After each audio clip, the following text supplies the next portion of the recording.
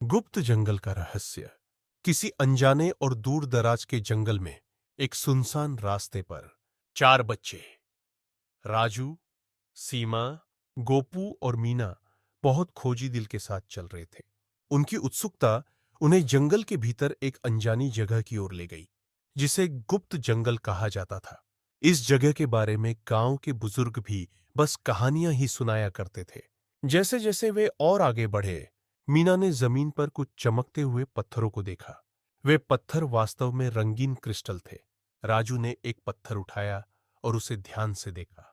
तभी जरा सी ढिलाई और वो क्रिस्टल चमकते हुए एक प्राचीन द्वार की ओर इशारा करने लगा। बच्चों की जिज्ञासा का कोई ठिकाना नहीं रहा और वे उस द्वार की ओर बढ़ने लगे। द्वार पर पहुंचकर उन्होंने देखा कि वह बंद था और उस पर कुछ पहेलियां लिखी हुई थीं। गोपू, जो रहस्यों का मास्टर था, ने चुटकियों में उन पहेलियों को हल कर दिया। जैसे ही उन्होंने सही जवाब बोला, द्वार धीरे धीरे खुलने लगा। द्वार के उस पार उन्होंने जो देखा वह अद्भुत था।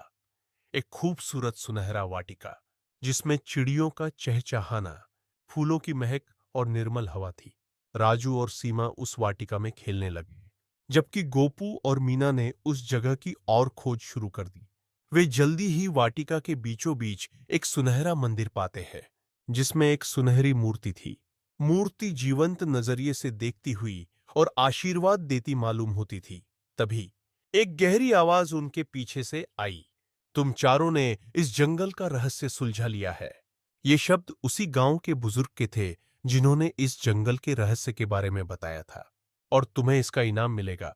यह मंदिर हमेशा से यहां था, लेकिन केवल वह इसे देख सकता है जो दिल से निर्दोष और सच्चा हो। बच्चे खुशी और आश्चर्य से झूम उठे। बुजुर्ग ने आगे कहा, इस गुप्त जंगल का खजाना तुम्हारा है, पर इसके साथ एक शर्त भी है। तुम्हें इस जंगल और इसके रहस्यों की रक्षा करनी होगी। चारों बच्चों ने हामी भरी और खुशी खुशी अपने घर वापस चले गए, जहां उन्होंने अपनी अद्भुत यात्रा और नवीन मिशन के बारे में सबको बताया। जंगल और मंदिर का रहस्य